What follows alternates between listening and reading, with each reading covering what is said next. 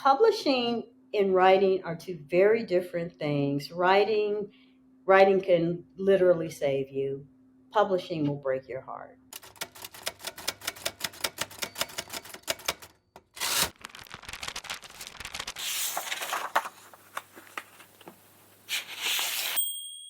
Hey y'all, howdy, welcome to One for the Books. I'm the host, Sandra Broadwell. Today my guest is Claudia Love Mair. Claudia Love is the author of 13 books, both fiction and nonfiction. She is the coordinator of the Kentucky Black Writers Collaborative at the Carnegie Center for Literacy and Learning. She holds an MFA from Spalding University and lives in Lexington, Kentucky with her daughter and 2 adorable cats. Her passion is to amplify Black voices at all levels. Her most recent book, Morning Pages, is due out in October this year. You can find her on Facebook at Claudia Love Mair. So Claudia Love, welcome to the show. Thank you so much. Thank you for having me. Yeah, definitely. Okay, so I want to just start off by talking about your books. Your upcoming book, Morning Pages, is a workbook designed to help people process their grief through writing. So tell me more about that. Yeah, in October of 2021, my 32-year-old son died of a drug overdose. And I guess as a writer, it was an impulse to write about it, but it was so very painful that it was almost a compulsion to write. I wasn't journaling about it. I made the announcement on Facebook because I have so many friends and family and I wouldn't have to, just like call every single person. Right. But right after I made the announcement, maybe 72 hours later, I just started writing about everything that was happening. I think it was kind of keeping me vertical at that time, as much as a grieving mother could be. So throughout the year, more and more people were exposed to the writing. It was really beautiful because my Facebook page isn't just writers. I have a lot of artists on my page. It's very carefully curated for creative people. And they just kind of surrounded me with so much love and support. And initially it was like, hey girl, I'm here, I'm reading, I care. And then it went from people saying I to saying we, like they built this bubble of protection around me. And it was just remarkable and beautiful, and it remains to this day. But I started getting people wanting me to come and do readings. And I don't know if this was related to what had happened. I doubt it. But it was the only writing that I was doing. I didn't want to read from a book that, my last one had come out in 2018. I didn't want to read from an older book. I have a novel, a young adult novel in progress. And because I'm still writing it, I didn't want to read from that. So what I had that was fresh were all of this writing about grief.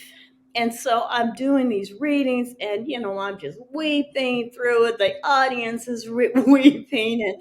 But other people were coming to me and saying, wow, I mean, you really are kind of normalizing grief, that you're giving people permission. And I don't know why people hide the fact that they're grieving because it was such a significant loss. It was impossible for me to hide it. Yeah. And so I was just real honest about every part of the process, the anger, just the crushing grief, the horror of it. And a woman that I knew from publishing back when I was writing Christian books had just gotten hired at a company called Chalice Press. And she was the marketing director and content curator. And she said, hey, would you be interested in writing something? Can we see your young adult novel? And I was just thinking, well, not this little Christian publishing house, because it's got some cussing, it's got some sex, it's got, this is not the, 2008 Claudia. This is Claudia Love is a whole different thing. Yeah. So, and I said, but the only thing I have other than that is this, if you just kind of want a feel for what I'm working on right now. And I really didn't have any real plan for it.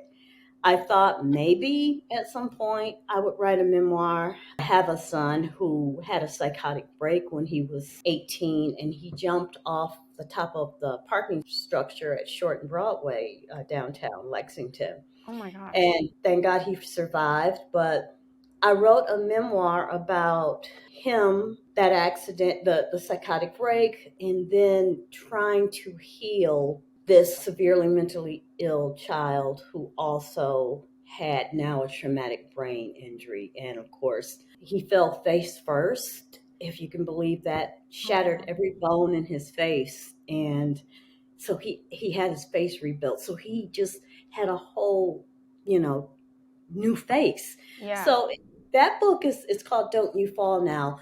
That book is about the process of healing and helping him get through it when I myself was suffering Yeah. from mental illness. And during the first couple of years, the Affordable Care Act hadn't been instituted yet. So I didn't have any health insurance to go to a psychiatrist or therapist or to Right. have medication for my bipolar disorder. So I'm trying to take care of this child who is both bipolar and schizophrenic, called schizoaffective disorder. And Hmm. I have bipolar disorder, and it's just such a hard thing. So I did write about that, and I had this vague idea that maybe I'll write about losing Lumumba at some point, but mostly I just had to get it out. It was too heavy to carry. Right. And so when I wrote, I gave some of that burden away, and people were kind enough to take it on, to have hands at my back. It was beautiful.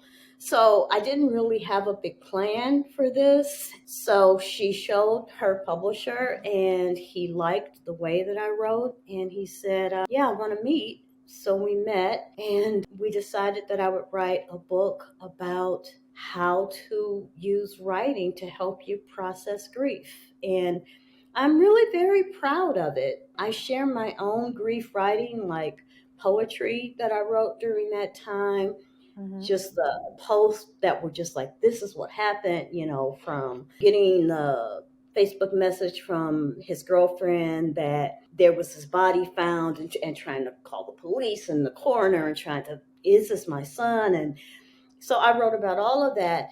So I kind of give you readers a model. This is Hmm. what I wrote.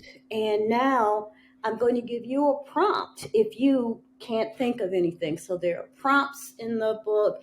There are grounding exercises because it's really heavy. It's heavy to read about, Right. and it's heavy to write about. And so there are exercises, therapeutic exercises, some of which I did with my own therapist, that help you kind of come back into yourself, to come back into the moment. Yeah. So I'm really proud of it. It comes out in October, which is the anniversary of Lumumba's death. So I'm really glad that something good and beautiful could be born out of a very difficult life challenge. Yeah, I can't even imagine, but it is so lovely that you've created this method for people to go process their own grief, because I think everyone does, every grief is unique. And Yes. but I think definitely, like, I love to write as well, and I think writing could help anyone through that process. So that's really cool that you're providing the toolkit to help other people do that for themselves. That's really great. Thank you. Yeah. So you said you're working on a new young adult novel as well. Yeah. What can you share about that? Oh, sure. I would love to. I actually started this book probably 20 years ago, and I didn't have the skill to pull it off. I knew what I was trying to do, but I did not know how to do it. So I just would, every couple of years tinker with it a little bit and, Hmm. put it aside. When I went into my MFA program, I thought, well, I think I'll work on it there. Hmm. But the story of my son's accident was so compelling that even though I had written fiction, rather than to focus on fiction, I took the creative nonfiction track and Oh, to nice. figure out how to write this memoir. So the Hmm. young adult novel is about a young girl. She's 16 years old, and she's having an onset of mental illness. Mental illness is that you'll see in a lot of my work because it's been my own struggle. And Right. frankly, not many people of color have work published about their struggle with mental illness. At the time that I was finishing up Don't You Fall Now was my thesis project at Spalding University. So at that time, I don't think I could find 10 memoirs by people of color about their struggle with mental illness. Maybe not even 7 at the time. And now, honestly, there aren't a whole lot more right now. So in this fiction, she's struggling with an onset of mental illness that she doesn't know it's that. She has had anxiety since she was a little one, and she started taking psychiatric medications when she was in junior high school. It also touches upon a legend in African American culture called the Flying Africans. And during slavery, when the conditions were so harsh, brutal, as a coping mechanism, we told stories. Of course, oral traditions are in many cultures, but this was definitely something that we did in Africa. We had the griot, who was the wise person who knew all of the stories in the village and community. And these stories were passed down through the griots.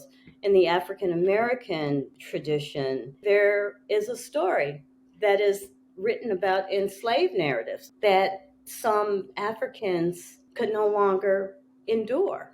And they got these big black wings and they flew back home to Africa. There is a story of Ebo landing on the coast of Georgia that says that these captive Africans were brought to Ebo Landing, and when they saw what was going to befall them in mass, they flew away.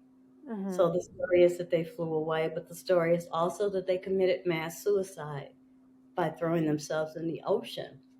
And so there is that tension. Is this about death? Is this about escaping slavery through death? So it does kind of deal with this legend of flying Africans. And in the slave narratives, there are some slaves that say, no, it really happened. There were Africans that flew away. And it's so compelling that you just think, did they? Is there magic like that in this world? And so this young girl goes on a journey. Her mother is gone. She doesn't know what happened to her mother. Her family legend was that her mother flew away, and she has this vision of this beautiful black woman who comes to her. And because this is an onset of mental illness, you don't really know, even to the end of the book, if it was a delusion of her seeing this vision of her mother, or if she really did, if it's magic or if there's not, or if is the magic just the fact that we just need hope, and the hope is our wings. Yeah, that sounds like a beautiful story. What's the plan for publication date, if you have one yet? I don't. I am doing the last of my revisions with amazing mentor, African American writer Leah Henderson. So she's just kind of guiding me through the last revision. My agent is Serendipity Lit in New York, and it is probably the best agency to sell young adult novels by African Americans, any children's books or young adults. So I'm really blessed to be with the agency. And I'm looking forward to turning it in a couple of months and letting it go out into the world. That's awesome. So you've written like across a lot of different genres. It sounds like you've done nonfiction, you've done young adult, you've had some mysteries and some Christian fiction. What do you feel like drew you to all these different genres, and what's that journey been like? All of my novels previously are Christian fiction because I never really intended to write in that genre. I'm not going to lie, at the time that I was writing, a lot of it was terrible. And I wanted to be, published outside of any particular genre in that regard, outside of a Christian genre. That just happened to be the door that opened for me. I had just kind of an urban novel that I was working on. The Christian fiction genre is so restrictive, or it was at the time. You could not write about anyone being on drugs. And at the time, I was married to an addict. There were things that you couldn't write about. You certainly couldn't write about sex. You couldn't even really imply it a great deal. Mm-hmm. So I really did not intend to write for that market. I was a Christian. The door opened, and that's where I wrote. But there were definitely issues because Christian fiction at the time, and this may still actually be true, it was really a white market. And I felt like I made this metaphor a lot that it was like a colored drinking fountain and a whites only drinking fountain. There were Black people, women pretty much, that were writing Christian fiction, but for a very different marketplace than these big white Christian publishers. Somehow I ended up at the white drinking fountain.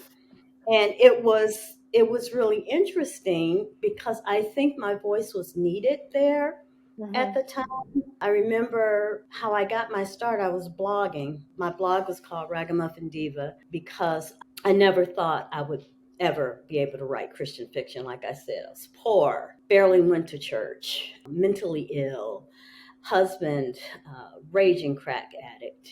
And the Christian fiction people all seemed so nice, and they all had such nice, middle class lives. And I didn't fit the profile Mm-hmm. of not even the character in the books, much Yeah. less the person writing them.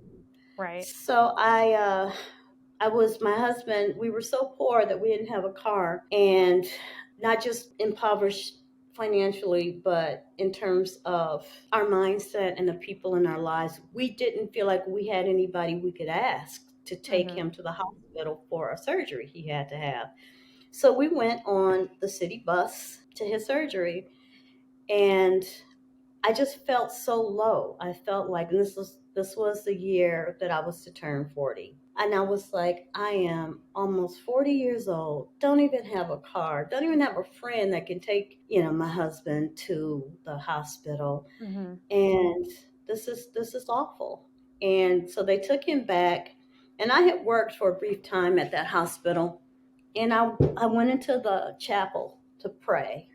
And I felt like not only was I just going to pray for him, but because I felt so low, I don't think I even said very much. I think it was just basically amounted to help.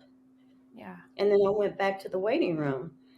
And I sat down, and next to me was Today's Christian Woman magazine, a magazine that was very white and middle class.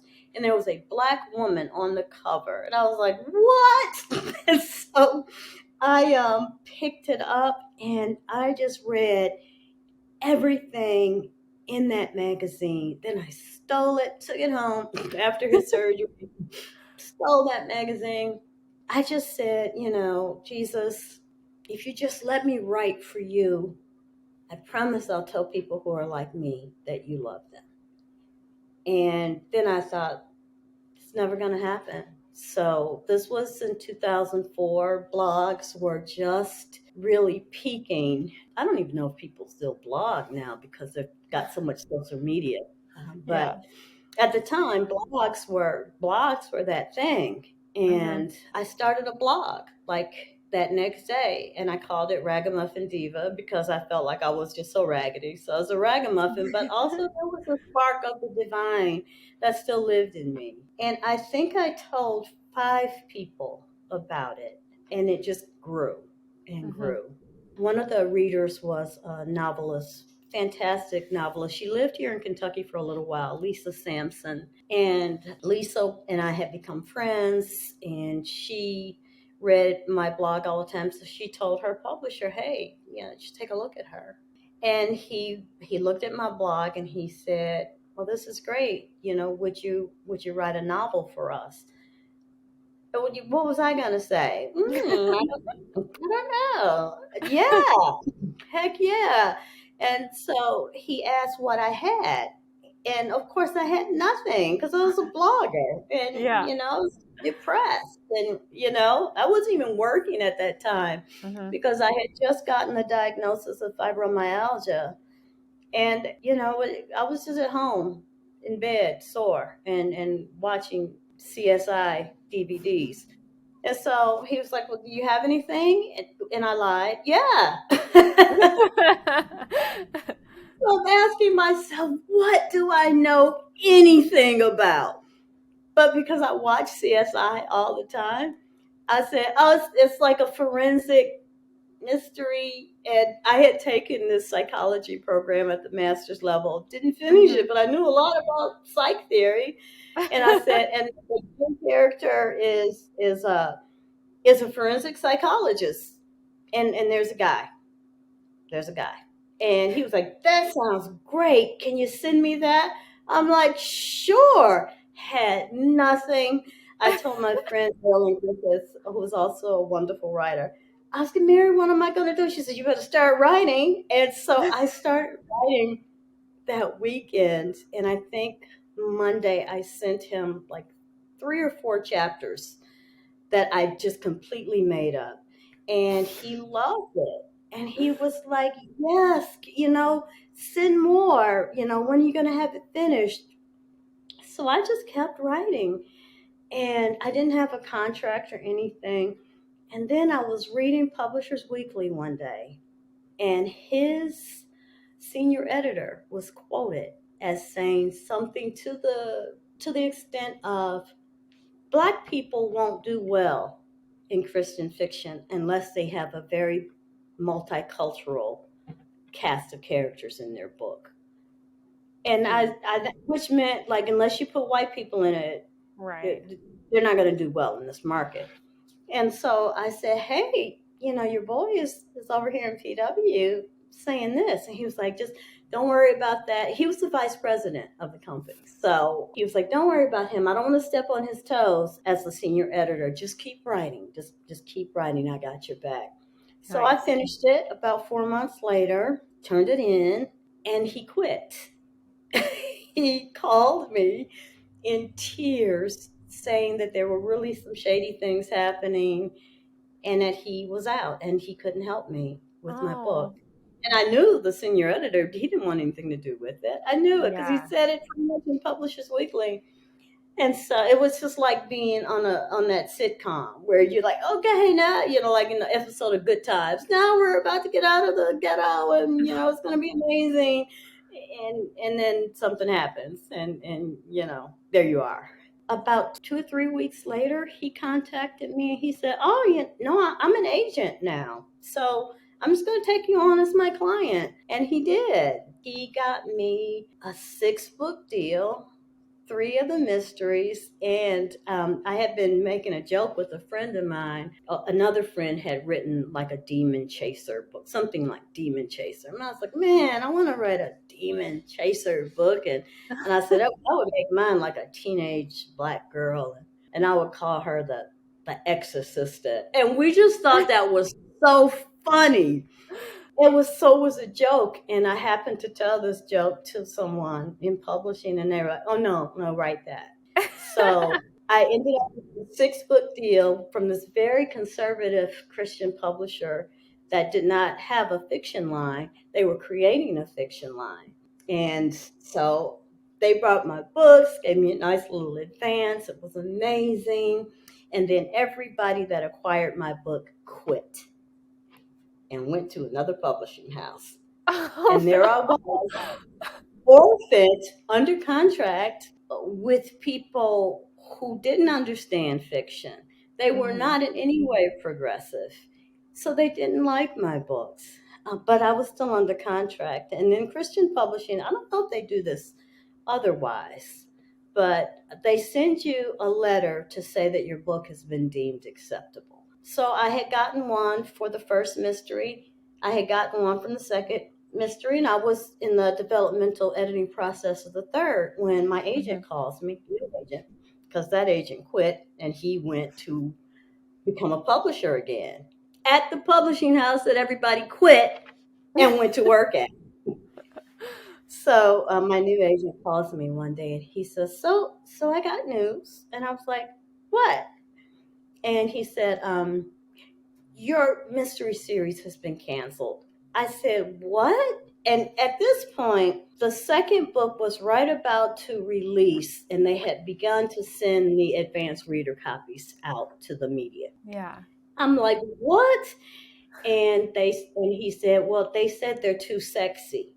And I'm like, there are no sex scenes in my book. What are you talking about? They sent me a letter saying that they were deemed acceptable. Right. But I said I was orphaned. And now we're back to the very conservative people who thought that the desire that I had between my characters, the sexual tension that kind of drives a romance, even though they were mysteries, they really were romances with Yeah. dead people. But they said it was not acceptable. And I was brokenhearted. They're called the Amanda Bell Brown Mysteries. And Amanda Bell Brown is my great grandmother's name. And so Oh, they're telling me that I have the sexual tension in my book, and their exact words were, it's not redemptive. Like you have to redeem human sexuality. And I felt like I brought shame onto my grandmother's name. So they canceled all of the mysteries. They did not take the first one off the shelves, but they canceled everything else. And all of the books that were left over in the warehouse, I had to purchase, and I couldn't sell them. I had to donate them. So I donated them to a women's prison, and I also had to pay back $10,000 of the advance. And I was poor. I didn't have 10,000. That money, I spent every dime of that advance, and because we had nothing. yeah. And my agent said, just, I was like, you know, how am I supposed to do that? He said, don't worry about it. And they wanted me to write the other 3 books. And I said, no. Yeah, Oh, that's no. shady. Right. You told me that the books were acceptable. Right. So now you want, you cancel. I've got to buy all of these copies. I can't even sell them. And I have to pay back $10,000. But he said, look, it's not worth it. I know that they're wrong. I will sell The Exorcist to someone else. I will get more money, and then you'll write the check out of that. Yeah. And he did that. So I was at a stalemate, and finally I cut ties with that publisher, and he sold those books, all 6 of them, which never happens. My whole 6-book deal went over to Simon and Schuster. Oh, And wow. and that is my publishing story. Wow, that's crazy. What a journey that sounds like. I can't believe they would go back on their word after they gave you a letter Yeah, telling you that they liked your book. That's so disheartening. it was. When I teach writing to inspire or anything about the Christian market, one of the things that I have to emphasize is, look, I know that, yeah, we all love Jesus, blah, blah, blah, but these are not your friends. These are people in business, and they're going to make business decisions. And if you happen to be in the way, they will cut you down. I'm Yeah. sorry, ask me how I know. So, publishing and writing are 2 very different things. Writing can literally save you. Publishing will break your heart. Yeah. So, I think one of the things that I tell writers is to understand the difference and understand that publishing is a business. It's not even about the best writing. Sometimes really bad writing is tremendously successful. Yeah. And sometimes really good writing never sees the light of day.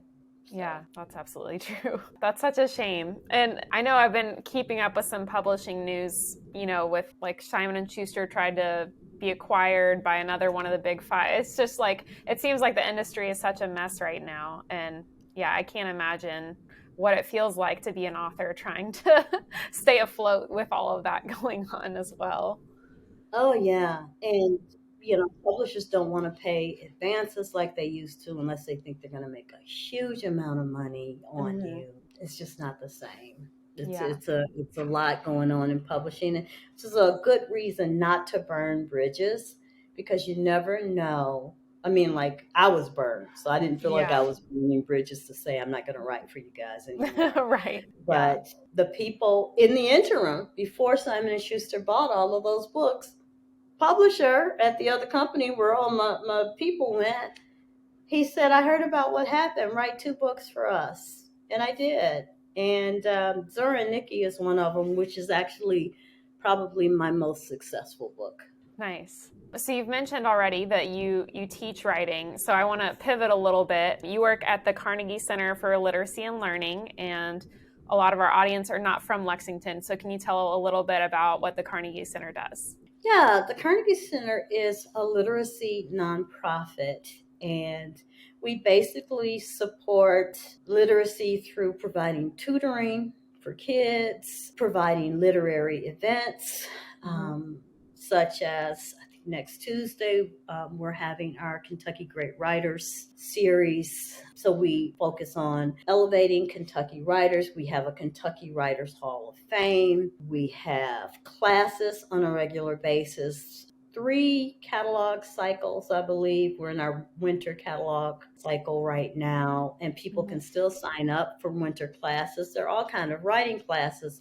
There are also language classes. So if you want to learn French, you can take French classes at the Carnegie Center. If your kid's struggling, there's tutoring available. We have mentoring at the Carnegie Center for writers who feel like they need someone to walk beside them. We have manuscript review for writers who say, hey, I've written a book, but I need some feedback on it. So really wonderful programs to support literacy. We have events on a regular basis. The Carnegie Center is just a great community resource. And now, after the pandemic, because so many of us had to do things on Zoom, anyone around the country, around the world can take our classes via Zoom. We also have webinars available. We have webinars, I think, about memoir writing, fiction, maybe poetry. I produced a webinar called Writing and Publishing While Black, where several writers, we had a panel talking about our experiences as being Black writers in the publishing world. So yeah, the Carnegie Center is a great, great resource. That's awesome. I love I've taken a class at the Carnegie Center before, and I know multiple of my friends have also used the resources there. So it's a really awesome place. And it's in a beautiful building, like in a beautiful part of Lexington too. So going in person is so fun.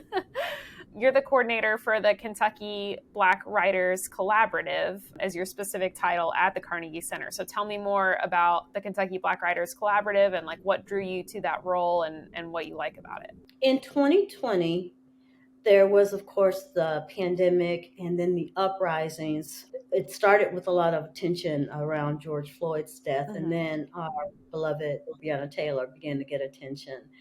And there was this worldwide uprising around Black Lives Matter. You saw Black Lives Matter signs going into the windows of businesses. I remember, I think it was Amazon had a Black Lives Matter banner on the website. But Carnegie Center wanted to have more than a sign in the window, which we have, but they wanted to do more than that. They asked themselves, kind of did that searching inventory of practices and policies and asking, how do we support the Black community? How do we do a better job at it? How do we become a space that is welcoming?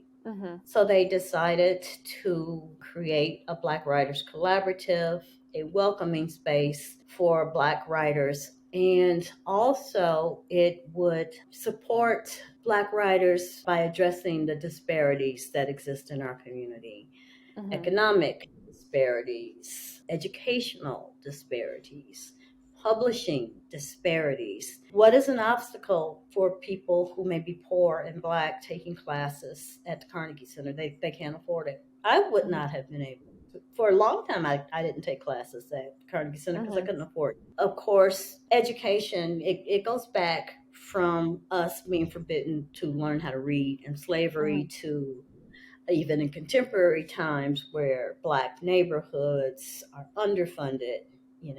Black schools are underfunded. When my kids were growing up, they called it an achievement gap, where you were seeing differences from what the white children were achieving and what the children of color were achieving. But how could you not find this gap when curriculum itself is bent toward white students and the white Right. experience? Mhm. So they said, let's just offer classes, any language and writing class, to people in the Black community for free. And they needed a coordinator to come and put it all together and really basically create a job where there was nothing there. And this Mhm. person would have to build a whole program from this desire to support the Black community. And my best friend, I wasn't even on the Carnegie Center's mailing list. I couldn't even afford to take class. Why would I be on the mailing list? Get my feelings Yeah. hurt Yeah. every couple of weeks. And my best friend said, yeah, they just posted your job at the Carnegie Center. I was like, no, no way, no way. And she was like, no, that is your job. And I read that job description and I said, they would never give me this job. I'm just kind of back here quiet on my past Christian books. Mhm. And, I'm not even really deeply involved in the literary community in Lexington. I'm Mhm. just kind of to myself. I don't think I would never get this job. And she was like, just apply. She made my pushy little best friend. She made me apply. And I got an interview. I think they got about 20 applicants, many of them from corporate America and such. And really wonderful, highly qualified people. And she told me before my interview, she said, just be yourself. And I was like, I don't think that's a good idea, but I'm not giving it anyway. So I went in there and I just was myself. I talked about my passion for justice, for seeing Black voices elevated. I talked about things that I would do if I got the job, such as create programming. I like to say that I would amplify, elevate, and celebrate Black Kentucky voices. And then they gave me that job. It's like the best job. That's It was awesome. a great job.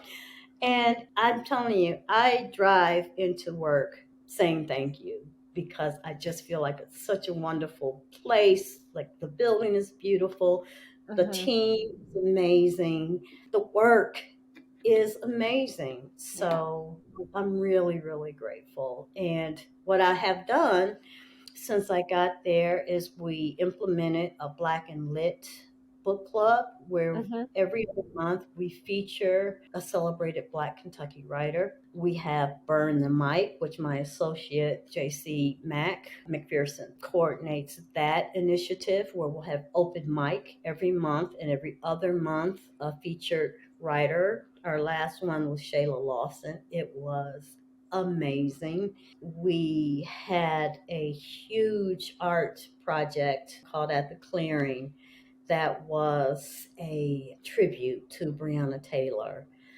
And it was just absolutely stunning. And it was these big ancestral figures that went nearly to the ceiling. And the way to engage the community is that people could write, like the Wailing Wall in Jerusalem. They wrote their prayers and their thoughts, and then they would stick them in the wall. Community members could write and then engage the piece of art by putting them into the artwork. And each figure, when you look at it all together, you can see Breonna Taylor's face.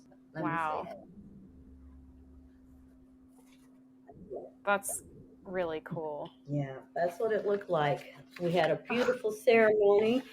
We housed it for a year, and now it is being moved to the gallery at the Met this month. And we'll have a program, and we'll read the notes that were on there. So that was a really great program.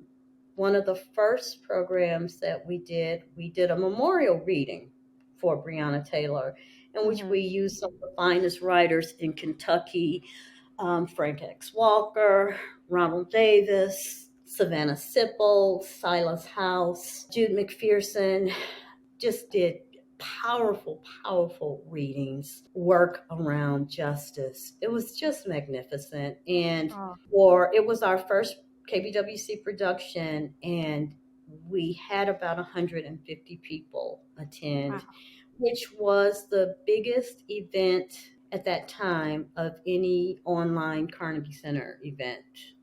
So Wow. we were really pleased with Oh, it. that So sounds lovely. yeah, we help our members launch their books, and I do a lot of hand holding and supporting writers and letting them know they can do it, pointing them into the right direction. I also am a mentor at the Carnegie Center. And so there are just lots of good things. If there is a Black Kentucky writer to be celebrated, somehow we are going to bring them to your attention, bring them to the community, and then getting our own members. LaTanya Jones just came out with her book, Black Girl at the Intersections, and Mm-hmm. it came out with Accent Press, Katarina's wonderful publishing house. Tanya will be launching at Carnegie Center. But Nice. even prior to that, we had her at our Say It Loud events that we have a partnership with WUKY Public Radio.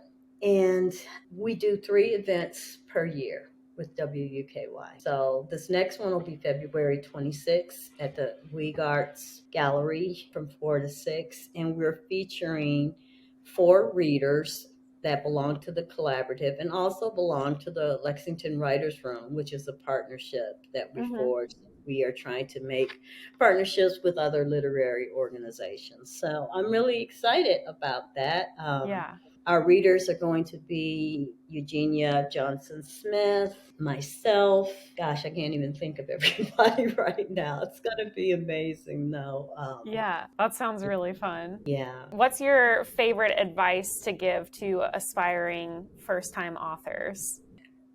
No one will publish a book that you haven't written or a poem that you haven't written. Yeah. So don't worry if it's terrible.